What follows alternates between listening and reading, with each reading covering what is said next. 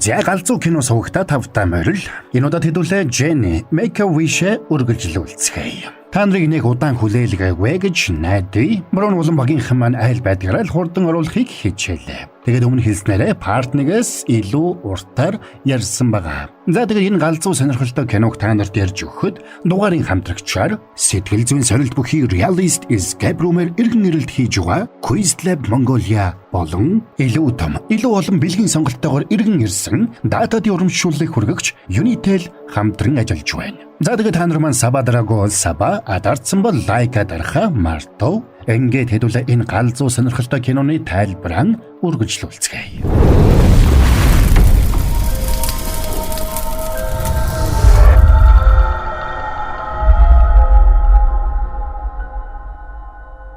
За ингээд Manny Kayon хүслээ хэлнэ.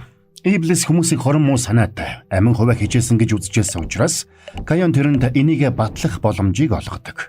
Тэд хамгийн түрүүнд тааралдсан 5 хүний тус бүр 3 хүслийг нь биелүүлж өгөхөр боллоо. Хэрвээ тэр хүмүүсийн ихэнх нь амин хуваа хичээсэн хорон муу зүйлийг хүсвэл Iblis ялна.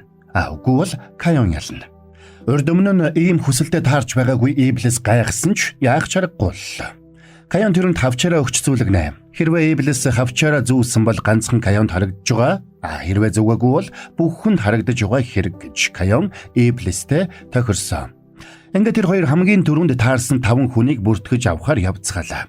Тэгээд нэг дэлгүүрийн худалдагчтай таардаг. Тэр хүн Kayonыг таниад тэрэнд энэ амралтын өдрөөр засварын газарт чинь очиод машиныхаа тосмааслыг солиулна шүү гэж хэлчихэд яваад өгнө. Дараа нь тэр хоёр Kayonтой хамт сурч байсан нэг эмэгтэйтэй таардаг. Тэр одоо банкнд ажилладаг болжээ. Тэр Kayonыг сайн мэддэг учраас тэрнээс болгоомжилж айж чижирсээр хажуугаар нь гараад явна. Тэр шөнөөр Kayonтой таарсандаа айж байсан ч Iblis-ийг харахгүй байлаа. Iblis энэ хоёр хүнийг би үлхэн аргалчих юм байна гэж өнгөрч байтал гинэд ард нь нохой хуцах сонсогдлоо. Iblis хүнд харагдахгүй болсон байтал яагаад нохой тэрнийг хараад байгааг асуухад нохой бүх сүнснүүдийг харж чаддаг юм. Тэм учраас намайг үл үзэгдэгч болсон ч энэ харж чадна гэж Iblis тайлбарллаа. Тосгоны нохтоос над руу байн хуцдаг ганц нохой энэ. Тэгвэл 3 дахь хүслийг нь биелүүлэх хүн энэ болголтой. Нохооны хүслийг биелүүлнэ гэж юу байх втэ? Тооцохгүй.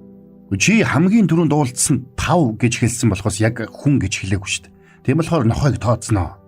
За тэдэнтэй таарсан 4 дахь хүн нь тосгоны рестораны эзний хүү болж таарна. Шөнөөрөө ганцаараа явах аюултай шүү. Дөхүүлээд өгөө. Би ганцаараа биш байгааг харахгүй байна уу? Ингээд Kayonыг ууртаа хариулсанд цаадах нь агаад бушуухан яваад өгдөг.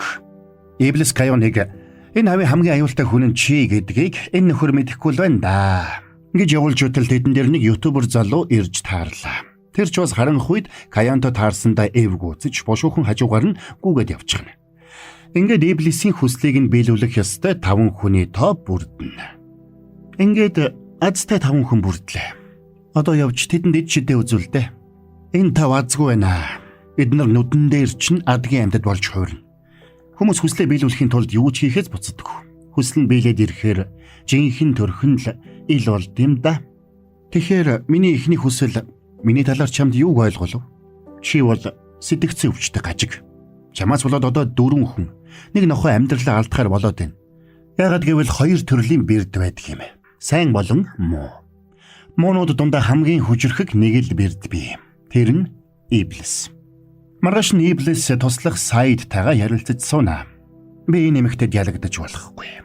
Энэ эмэгтэй ихний 3 хүслийнхээ нэгийг бусдын төлөө зориулчлаа. Дахиад ийм хүсэл хэлчихвэл би эрсдэлд орно. Тиймээс би өөрөө нуугдчих. Энэ эмэгтэй үсрээл 80 жил амьдрын үз. Тэгээд нас орчхоор нь би эрх чөлөөтэй болно шүү дээ. Тийм учраас чи тэрний засварын газарт ажилд ороод тэрний талаар мэдээлэл өгч бай. Харин би эндээс холдлоо. Үгүй та тэгээ хаа нуугдах юм бэ? Эндээс хол. Бурхантай ойрхон газарт. Тэгээд тэр шидэт дэнлүү дотроос нэстэг хевсээ аваад гарч явах замдаа Kayonны эмээгийн хийж байсан бибимбабыг шүүрч аваад намайг харсан гэж Kayoнд битгий хэлээрэ гэж хэлчихэд яваад өгнө. Тэгээд хевсэн дээрээ суугаад Kayonны эмээгийн хийсэн хоолыг амтрахын эдэнгээ ингээд хэдхэн жил хүлээхэд эрхчлөөтэй болно гэж бодоод баяртайгаар нисэж явлаа. Тэгсэн удалгүй тэрний 2 хажуу талд Японы болон Солонгосын байлдааны онгоц гарч ирээд тэрнийг саадуулах гэж оролддог. Будаа эдэнгээ хевсээр нисж яваа тэрнийг хараад 2 нисгэгч мэдээж шууд шок. Энд нэг хүн хевсэн дээр суучаад бибэмба бидэд байна гэж төв рүүгээ мэдээлсэн ч төв нь тэдэнд яаж итгэв вэ? Гайхсан Иблис жонгоцоодоос бушуухан зөгтнө. Удалгүй Япон Солонгос хоёр улсын агаарын хилийн дагуу үл мэдэгдэх нисдэг бийт нисчингөрсөн тухай мэдээ дэлхий даяар тархдаг. Энийг үзсэн Каян ууралж, "Чи надаас зогтох гэж оролдоо юу? Чамаас болж хоёр орны дунд дайн дэгдэх шахсан байна" гэж Иблисийг загналаа. Энэ удаад тэр өмнөх шигээ турбаа биш, харин алах барьцсан сууж байсан учраас мань Иблис өмнөхөөсөө ч илүү болгоомжлно. Энэ үеэр Саид Каяны засварын газарт ажилд орохоор ирсэн ч Иблистэй халз тарж хоёулаа бантаж байгаад холбоотой гэдэг нь тэр дороо баригдаж орхино. Урамгүй болсон Саид асууна. "Та чинь нуугдна гэдсэн чинь яагаад ийм амархан баригдчихваа? Мэдээ санаа зовоо. Надад төлөвлөгөө байна. Энэ нөхөр ер нь өмнөх амьдралуудаа юу хийж яаж яваад өгсөн болохыг нь олж мэдээ." Тэгэд Иблис цаг хугацаагаар аялж 1909 оны 10 сарын Харбинд очлоо. Тэр орой Каян нууц ажиллагаа зохион байгуулж байгаад Япон цэргүүдэд буудулж амиа алдсан байж. Тэгсэн Иблис яг тэр үеэр нь тэнд очиж таарад Каяны урдуур орж суманд оногддог. Каянч тэрэнд талархаад "Дараагийн амьдралдаа уулзцгаая" гэж хэлээд яваад өгдөг. Аргагүй байдалд орсон Иблис дахиад цаг хугацаагаар аялж 1592 онд очлоо. Каян тэр үед Сүншин жанжны элч болон эзэн хааны ордонд очжээ. Гэвч үл үзэгдэгч болсон байсан Иблис хааны өмнө гинэт гарч ирээд Каянто юм ярих гэж байгаад хааныг хилэгнүүлж хоёулаа цааслуулах ялавч толгойгоо авахулцгаана. Ингээд ямар ч аргагүй болсон Иблис эргээд орчин үедээ ирнэ. Засварын газартаа машин засч байсан Каян тэрнийг хаашаа яваад ирснийг нь асуулаа. "Нилээн л хол яваад ирлээ. Уулзах хэрэгтэй хүмүүс байсан юм аа. Би чамд хүслээ хэлсэн байхад чи биелүүлэхгүй шүү дээ. Гэхдээ чи зориуд цаг очих гэдэг юм шүү. Гэхдээ би бүхнийг зохицуулсан. Тэр хүмүүсийн хүсэл нь дээд цэгтээ тулах үед дэнлүүд тэдэнд харагдана. Тэгээд би хүслийг нь биелүүлж өгнө. Хэрвээ тэдний хүсэл ямар нэг зүйлийг өөрчлөвл би яаж тэрнийг нь мэдэх юм? Тиймээс би тэр хүслүүдийг нь найдвартай, өөрчлөгдөшгүй байдлаар тэмдэглэж авч баймаар байна." За тэгэд маргааш үүрээр Иблис Каяныг дагуулад нэг шинэхэн баригдсан офисын байшингийн дээвэр дээр очлоо. Тэр хэрэг бичсэн л бол үрд бичигдсэн хэвээрээ үлддэг. Бас бичсэн зүйл нь зөвхөн үнэн байдаг. Худал зүйл бичвэл өөрөө арилдаг тийм шидэд үзгийг авахар тэнд очисон гэдгээ Каянд хэлнэ. Тэгсэн Каян энэнд нь төдийлөн итгэхгүй байна. Тэднийг ингээд ярилцах зур тэр барилгын эзэн Рю гэгч залуу хүрээд ирлээ. "Чи энэ дээвэр дээр гарах зөвшөөрөл авсан юм уу? Энэ бид хоёрын дунд ямар ч зөвшөөрөл шаардлагагүй. Далавчнаас нь нэг үд сугалж аваад зогтаарай" гэж шивнэнгүүтээ шууд Каяныг дээврээс түлхэж орхилоо. Сандарсан Рю хойноос нь үсрээд тэрнийг тэрч авсанд нуруунаас нь далавч гарч ирээд тэрнийг газарт аюулгүй буулгадаг. Сонирхолтой нь өндрөөс унжуулсан Каян жаргалтай байсан бол эсрэгээр тэрнийг аварч байсан Рю сандарсандаа байдгаараа хашгирч байлаа. Газарт буусан хойно Каян "Чи далавчтай байж юундаа хашгираад байдаг юм? Би ойрд нисээгүй болохоор сандраад далавчнаас нь өд сугалж авах ёстойгоо Каян саналаа. Одоо жоохон өвдөх байх шүү" гэж хэлмэгцээ нэг өд сугалж аваад зогтооч гэнэ. Рюг "Яа л доо хідэн өд зулгаачва" гэж хэрэгтэй зэрэгцээд мань Иблис хүрээд ирнэ. "Удаан уулзаагүй шүү. Чамайг суллагдсан гэж сонссон. Хэр удсан бэ? 1000 жил үү? Намайг эзгүүд дэлхийн амар тайван байсан уу? Надаас улжил бүх зүйл буруугаар эргээд байна гэж чи буруутгаад байсан биш үү? Надгүйгээр дэлхий сайхан болоогүй. Харин ч дордож. Дайн тулаан, аллаг, хүчрхийлэл, шунал, амин хуваа хичээх үзэл, улам бүр газар хаваагүй гэж үү? Тэр бүхэн чиний тарьсан үрээс ургасан үр жимс.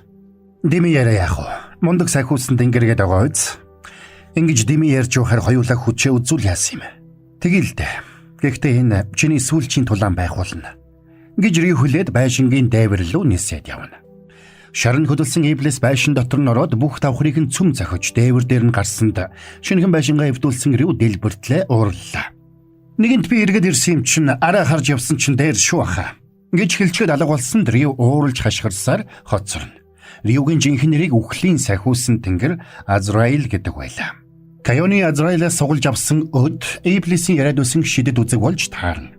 Тиймээс Каян эхэндээ юу бичгээ мэдэхгүй хэсэг тэнгэлдсэн ч үзгээ гаргаад эхэнд нь тэрслүү эмэгтэй гутланд орсон чулуу Ки Каяны тэмдэглэл гэж гарчиг тавьдаг. Тэгээд "Би имээдээ дараа болдог" гэж бичсэнд бичиг нүдэн дээр нь өөрчлөгдөж "Би имээдээ хүч өгдөг" гэсэн болж хувирлаа. Энэ үг Каянд хүрнэ. Тиймээс Каян өөрт нь гүзээлзэг нь авчирч өгсөн имээдээ хэлнэ. "Би энэ бүх хугацаанд буруу бодож иржээ. Би танд дараа болдоггүй, харин ч хүч өгдөг байж шүү дээ. Чи энийг ийм оройтож ойлгож байгаа бол тийм ч ухаантай хүн биш юм аа гэж хэлчихэд яваад өгнө. Тэр өдөр Иблисийн хүслийг нь биелүүлж өгөх ёстой ихний хүн болох худалдагч эмэгтэй ажил дээрээ ирч хүч муутайхан зогсож байлаа. Дэлгүүрийн туслах менежер нь тэрнийг олонний нүдэн дээр зэмлж "Баятайхан хувцлаж нүүр амаа будаж байхад яадах юм? Наад гарын дээр наасан шархны лентэ аваач. Удахгүй шинэ менежер ирнэ. Тэр хүнд ийм байдалтай харагдаж болохгүй" гэж дээрлэхэнгүй загналаа. Худалдагч эмэгтэйг Кан Имсон гэдэг. Тэр өдөр Имсон агуулгахдаа уран мутайхан ажиллаж яваад гинэд шидэд тэнлүү олно. Шидэд тэнлүүнээс Иблис гарч ирээд гурван хүслийг нь биелүүлж өгье. Гэхдээ үгсэн хүн амьлуулахгүй, ирээд рүү явахгүй, бусд нь бүгд боломжтой гэж хэлдэг. Дэлгүүрийн менежертэй гомдсон байсан Имсон шууд л "Би дэлгүүрийнхээ менежер нь болмоор байна" гэсэнд Иблис хүслийг нь тэр доор нь биелүүлж өгнө. Тэгээд менежер болсон Имсон өөрийг нь дээрлэхдэг байсан туслах менежерийг "Чи дэмий чалчиж байхаар явж худалдагч нарт тусал. Бас над хэтэрхий улаан уруулын будгаа арилга. Тэгээд үнэртэй ус ханхлуулад бити хүнсний тасгаар эргэлдээд бай" гэж загналаа. Энэ үеэр нэг хүслээ биелүүлсэн Имсон хэр өөрчлөгдсөн болохыг харахаар Каён дэлгүүрт нь очиж таарна. "Манай засварын газраар ирнэ гэсэн яасан. Би барууны машин авах гэж байгаа. Тэгэхээр танах руу цаашдаж очихгүй бах" гэж их цантаа болсон Имсон хэлчихэд яваад өгдөг. Каён урамгүй байна. "Яасан? Найжсэн хүн чинь их цантаа болцсон уу? Хүний мөн чанар ийм байдгийг мэдээгүй юу? Байнгын үйлчлүүлэгч алдна гэдгийг тооцоолсонгүй. Чи энэ хүмүүст надтай хамт яваагаар харагдаж болж байгаа юм уу? Тэд намайг танихгүй. Би тэдэнд алтлаг элсэн хуй болж харагддаг. Зүгээр л нууцлаг сүртэй байх үүднээс тэгж харагдахыг сонгосон. Яг манай найз Минжи үйлчлүүлэгчдэд сүртэй харагдахын тулд худлаанаас маск зүүдэхтэй адилхан юм а" гэж Каён хэлчихэд яваад өгнө. Иблис тэрний дахин яриад байгаа тэр Минжи гэдэг найз нь хэн болохыг мэдэхгүй байлаа. Тэгээд Минжи гэж хэн болохыг асуухад Каён анх Минжитэй найзалж байсан үеэ дурсан санана. Минжи ангийнхаа дээрлэхүү хүүхдүүдэд дандаа дээрлэхүүлдэг байж, харин тэдний өөдөөс зоригтой сүрж чаддаг ганц хүүхэд нь Каён байлаа. Тиймээс Каён тэднээс Минжиг өмөрхөөр шийдэж, тэгэд тэр дээрлэхүү охтуудыг ариун цэврийн өрөөнд байхад нь тэдэн лөө бензин цацаад шатаан гэж сүрдүүлсний хүчинд нөгөөдөл нь Каён Минжи хоёрыг зүгээр орхихоор болж. Тэгээд Каён Минжи дээр очиод "Чи надтай адилхан цор ганцаараа юм байна. Тэгэхээр чамд надтай нийлэхээс өөр сонголт байхгүй. Чи хичээлдээ муу юм байна. Энийг уншиж хичээлээ сайн хий. Хэрвээ залхуур бол алчхан шүү" гэж хэлжээ. Ингээд сонголтгүй болсон Минжи Каёнтой найзалж, Каёнч Минжиг байнга шагсаар хоёулаа сургуулаа маш амжилттай төгсжээ. Одоо Минжи тосгондоо шүдний эмнэлэг ажилуулдаг болж. Энэ үеэр Рю захирал буюу Азраил Иблисийн тал юу хийж байгааг тагнаж яваад ирсэн туслах Иремээс мэдээлэл авч байлаа. Каён эхний хүсэлтэд бусдын төлөө ашигласан гэдгийг Ирем илтгэж, энэ байдлаар Каён гурван хүслээ бүгдийг нь бусдын төлөө зориулвал Азраилийн хүлээсэн хүсэл биелэлээ олж Иблисийн толгойг авах боломжтой болно гэж тэр үзэж байлаа. Азраил үүнийг сохороаз гэж үзээд Каёныг илүү хойр ажиглаж байх чиглэлийг өгч Иблис юу хийж байгааг асуулаа. Тэгсэн Иблис өдөржин шар ариг ууж автомат тоглоом тоглож бас Рю захирлын компани сошиал хаяг дээр байнга сөрөг комент бичиж байгаа гэж тусалга нь хариулна. Энэ хариулт тэрнийг уурлуулна. Тэр орой хамаг мөнгөөр автомат тоглоом тоглолцсон Иблис хажуугаар нь зурж өнгөрөхдөө тамхины иш хайсан залуутай муудалцлаа. Цаадхан ч хигжүүн гар байсан учраас Иблис тусалгаа дуудаад "Надад мөнгө хэрэгтэй байна" гэж мөнгийг нь аваад бас энэ нөхрийг сургатах гэж хэлчихэд тоглоомоо үргэлжлүүлээд тоглодог. Тусалхан ч тэр дөрөө хар ирвэс болж хувираад мань нөхрийг ухаан алдатлан айлгана. Ингэж явахдаа Саид цагаан уйл болж хувирсан Иремтэй таарч баярлдаг. Тэр хоёр уулзаагүй 100 орчим жил болсон байж. Бас биедээ талтай гэдэг нь илэрхий. Гэвч тэр хоёрыг ойд ярилцаж суутал тосгонд нь хар ирвэс үзэгдсэн сургаар буутаа анчид хурж ирээд тэр хоёрыг барих шахлаа. Аз улахад мань хоёр амжиж хүн болоод тэндээс холдож явцгаана. Тэдний нэгийнх нь сүүл, нэгийнх нь чих хിവэрэ байсан ч тэр хоёр хүүхдийн парк орчоод буцаж явна гэж хэлж аргалаад тэндээс бушуухан холдож явцгаалаа. Маргааш нь Саид Иблист өрчин хархнуудыг байцааж угаад авсан мэдээлэлээ дамжуулж өглөө. Юу гэвэл машин засварын газар бол Каёны үндсэн ажил биш, өнгөлн далдлалт. Харин Каёны гол ажил нь хувьцаа арилж авч. Бас Каён сар бүрийн 4-өр төгссөн өдрүүдэд дандаа хийдэг тогтмол зуршилтайг олж мэджээ. 4-ний өдрүүдэд усанд шумбаж, 14-ний өдрүүдэд ойгоор алхаж, 24-ний өдрүүдэд мужааны газартаа ажилдаг аж. Тэднийхээр 4-ийн тоо үхлийг илэрхийлдэг байх нь. Ингээд тэд Каёныг алсураа үхэлдээ бэлдэж байгааг ойлгоно. Тэгээд тэд сандарч Кайоны мужааны газарт явж очлоо. Учир нь тэр өгчүүл Иблис тэрнээс өшөөгөө авч чадахгүй болох нь. Тэгэд хэрэв Кайоны эмээ нас барчвал Кайон тэр дороо амиа хорлоно гэдгийг ойлгосон Иблис тэрний эмээг асархаар шийдлээ. Тэгэд тэр эмээгийнх нь өмнөөс тариалангийн талбай дээр өдөржин ажиллана. Тэр нь дуу хэмд хүүлж явсан Саид тэрнийг өрөвдөж Кайоны эмээ өгөхөөс өмнө та төрүүлээд өгчихгүй дээ гэж хэлнэ. Энэ бүх хугацаанд засварын газарт Кайоны туслахаар ажиллаж байсан Саид өөр нэг чухал зүйлийг Иблист хэлдэг. Кайон тэрнээс өмнө Кайон Саидтай уулзаж байсан эсхийг бас 983 жилийн өмнө яаж нас барсан бэ гэдгээ асуусан байж. Энийг сонссон Иблисийн урам хугарлаа. Учир нь Иблис тэрний талаар бүх зүйлийг санаж байхад Кайон тэрний талаар юу ч санахгүй байгаад нь. За sorry бүрэн гэс нэг хоёр реклам алгадаад. Цаан чин эргэлт бүр бэлэгтэй датадын урамшуулал илүү том, илүү олон бэлгийн сонгогдтойгоор эргээд иржээ. Unitel-ийн бүх хэрэглэгч Unitel app болон Tokyo app-аар дамжуулаад 4 ГБ болон түүнээс дээш дата багц эдвгчүүлэх бүрдээ хүрд эргүүлэх эрхтэй болно. Хүрд эргүүлэх бүрд бэлэгтэй гэж байгаа. Таныг 50 ГБ датагаас авахлаад iPhone 17, Samsung Galaxy S25 Ultra, Dyson агаар цэвэршүүлэгч гэх мэт олон бэлгүүд хүлээж байна. Датагаа аваад хүрд эргүүл. Бэлгэж ав. Эргэлт бүр бэлэгтэй. Датадын урамшуулал иргэн ирлээ. 4 ГБ-аас дээш дата авах бүрдээ хүрд эргүүлж бэлэг аваарай. Заман дугаарыг хамтрагчаар ажиллаж байгаа Quiz Lab нь The Nun аимшигын киноноос сэтвэлсэн survival horror төрлийн шинэ escape room-ыг нээжээ. Итгэлээ алдвал сүнсэж алдна. Итгэл чинь чамайг аврах уу эсвэл уздах уу? Quiz Lab. За, тайлбарт эргээд орцгоё. Иблисийг 1000 орчим жил дэнлүүн дотор сууж байх зур Кайон 3 удаа амьдрахдаа Иблисийг нэг ч санаагүй байна. Гэтэл Иблис тэр бүх хугацаанд тэр 3 хүслээ бусдад зориулсандаа харамссан болов. Миний дэнлүүн дотор яагаад ганцхан сандлал байдаг юм бол? Гэж бодсоор 1000 жилиг өнгөрөөжээ. Тэгээд хэрэв 3 хүслээ бусдын төлөө зориулвал намайг үхэн гэдгийг Кайонд хизээч хэлж болохгүй шүү. Гэж Саид хатуу сануулдаг. Гэвч Кайон аль хэдийн ард нь ирээд зогссон. Тэрний бүх яриг сонсож байгааг тэр мэдээгүй байлаа. Дараа нь Кайон сэтгцэн эмчдэрээ очиж сэтгцээ шалгуулад тэгээд Иблисийг дагуулж Сөүл хот руу яваад шопинг хийнэ. Би яагаад энэ бүх тортой эмч нь барьж явах ёстой юм бэ? Харахгүй байна уу? Би өсгөтэй гуталтай байна. Тэр хоёр оройн нэг үнэтэй ресторанд оройн хоол идээд хотын хамгийн өндөр цамхгийн орой дээр гарцгаалаа. Энд харанхуй байгаа нь надад таалагдж байна. Харанхуйд сэтгэл хөдлөл маань харагдахгүй амар байдаг юм. Тэр утгаараа ч юм уу чи надад таалагддаг. Гэхдээ чи шууд ингэж хэлчих болохгүй шүү дээ. Ингэж цочирдсан мань Иблис хэлээд яагаад тэр болохыг нь асуулаа. Чи яг л миний засдаг машинууд шиг сэтгэл хөдлөлийг нь таах гэж оролдох шаардлагагүй. Тэгэд өөрт нь дотн санагддаг зүйлсийн хамгийн сүүлд задлангийн мэлхийнүүдийн ард Иблис ордог гэдгийг Кайон хэлэхэд урам нь хугарсан Иблис тэгвэл би танд таалагдахын тулд түнэр харанхуйг бэлгэлээ. Гэж хэлээд хотын бүх гэрлийг унтраасанд тэнд хав харанхуй болж тэнгэрийн одод гэрэлтэж эхэллээ. Тэгэд Иблис Кайоныг хартал Кайон тэрнлүү тас ширтэж байлаа. Яасан бэ? Альвэ? Юу альвэ гэж? Үнсэж. Одоо чинь үнсэх мөч биш үү?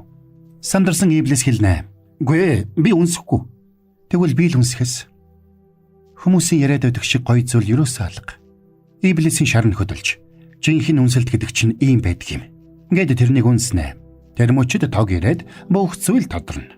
Маргааш нь Иблис анхны үнсэлтэд алдсандаа хямарч Кайонтой таарахгүй гэж байдгаараа хичээж байсан бол Кайон тэрнтэй таарах бүрдээ үнсэлцгээе гэж хөөхөлжээ. Арга барсан Иблис чадлаараа зүгтаж тэр бүхэл Кайоны мужааны газартаа хийсэн авсан дотор нь хүртэл нуугдаж үзнэ.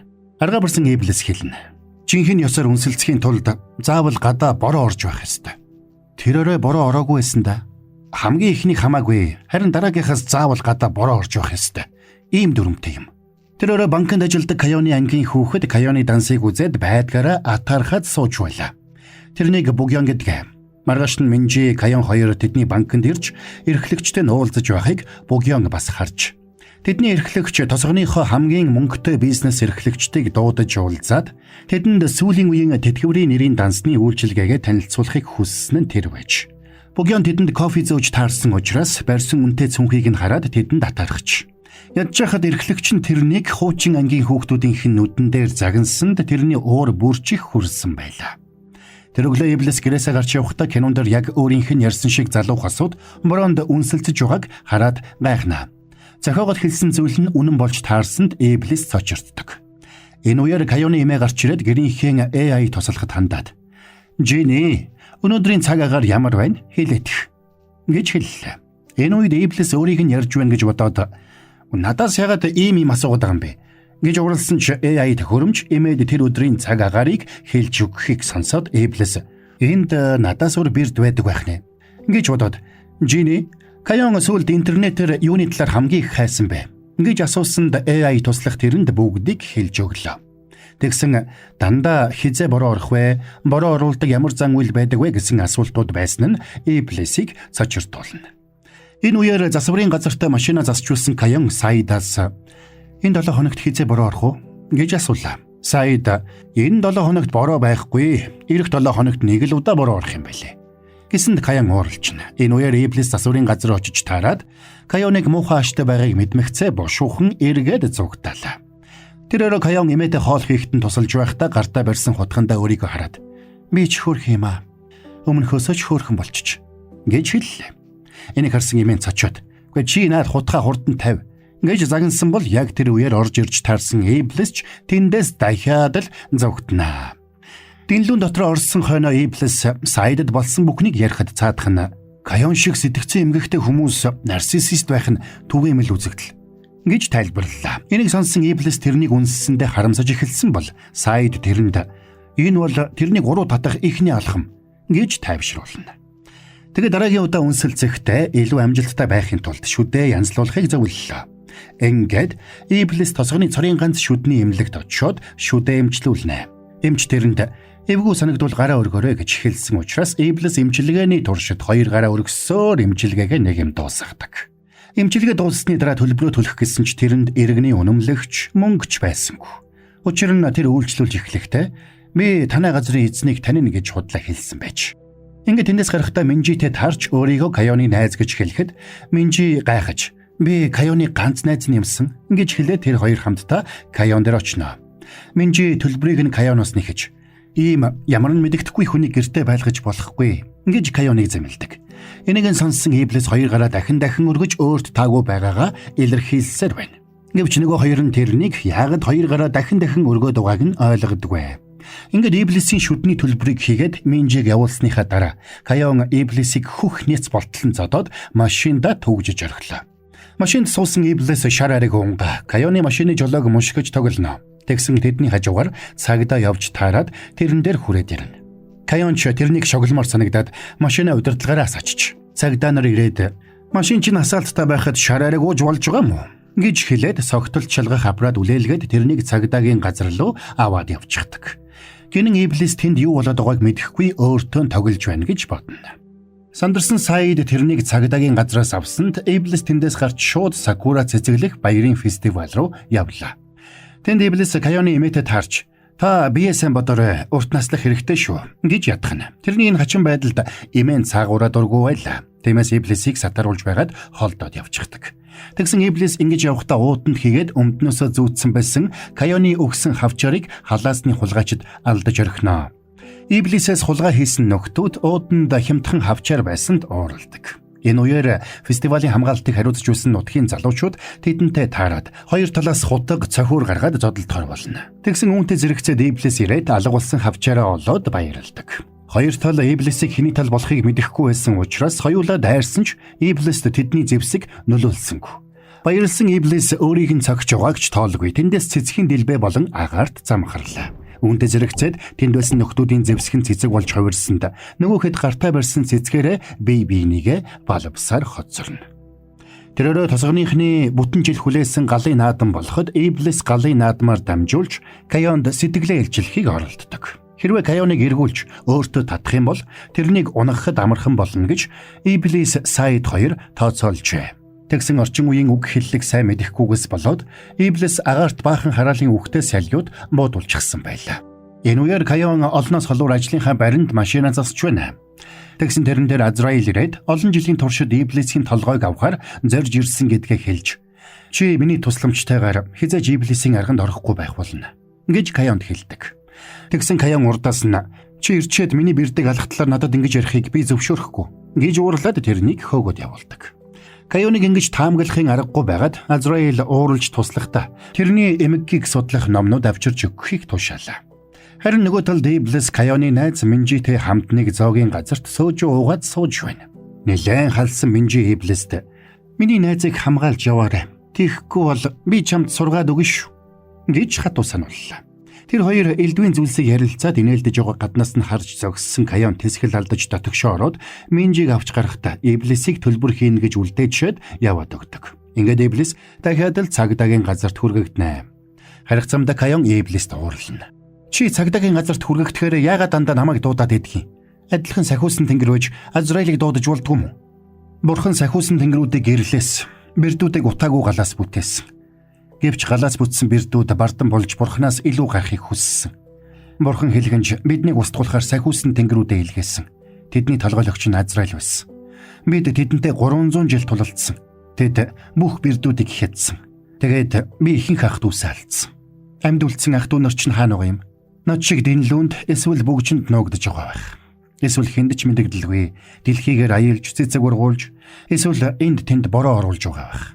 Бороо гэсэнд Каёны нүдэн сэргээд "Гэхдээ тэгвэл чи тэр бороо оруулдаг дүүгээ надад олж өгөөрэй" гэж хэлнэ. Энийг сонссон Иблис сандарч тэндээс бушуухан зогтноо. Энэ үеэр супермаркет дотор шинэхэн менежер Иймсон хуучин хамтрагч нараа баруун солгоогүй загнаж байлаа. Хуучны хамт ажилладаг байсан худалдагч нар нь найзыгаа менежер болсонд ихэндээ баяртай байсан ч удалгүй зан нь хувирсан учраас бүгд дургуцах болжээ. Тэдний нэг уурлж зовж өдийн насанд арай гэж менежер болчоод ийм арчаагүй зан гаргахч гэжтэй гэж хэлсэнд энэ үг Иймсоныг эвгүй байдалд оруулна. Тэгээд Иймсон "Би одоогоос 20 жилийн өмнө энэ дэлгүүрийн менежер болмоор байна" гэж хоёр дахь хүслээ хэллээ. Ингээд Иблис ч тэрний хүслийг биелүүлж өгнө. Энэ үеэр тосгоны нөгөө захад шинэ баригдсан тансаг байшинд нэг гэр бүл нүүж ирж байгаа харагдана. Тэдний хүү хүлмуутай байлаа. Хүү гэртээ ирэхдээ байшингийнхаа цонх руу харсанд тэнд нэг учир битүүлэг хүн зогсож байгаа харагдлаа. Ээж нь ирээд "Аав чинь яагаад чамайг аваагүй юм бол?" Гэхэд хүү "Аав завгүй" гэсэн гэж хэлдэг. Тэгсэн энэ үеэр хүүгийн аав Каёны ажил дээр ирээд тэрнтэй уулзна. Тэр залуу Каёнтой хамт сурч байж. Тэр Каёны муухай ашиг үлдээж ээлдгээр ярилцаж байгааг харсан Саид дотроо уурлана. Тэгээд Саид энэ талаар Иблист хэлсэнд Иблис дургуцлаа. Тэгсэн энэ үеэр бороо орсонд Иблис сандраад бушуухан нуугдахаар явлаа. Харин нөгөө талд бороо орсонд баярлсан Каён шүдэ угааж Иблисийг олж үнсэлцэхээр хайж эхэлнэ. Гэвч Иблис хаанч байсангүй. Ингээд арай гэж Иблисийг олоход бороо зогсож таарлаа. Каён уурлана. "Гэхдээ чи хамгийн чухал мөчөд хаашаа болчтой. Гэхдээ чи өдөр ажил дээр ямар залуутай уулзсан юм?" Ингэж Иблис хариу уурлаад тахна. Бас Иймсоныг 20 жилийн өмнөх үе рүү аваач явахдаа Иблис бяцхан Каёнтой уулзах гэж оролдсон. Үүнээсээ болоод толгойроо чулуугаар цохиулсан гэдгэж хэлнэ. "Нэг бол толгой аглах гээд, нэг бол үнсэх гээд. Үгүй ямар учиртай юм бэ?"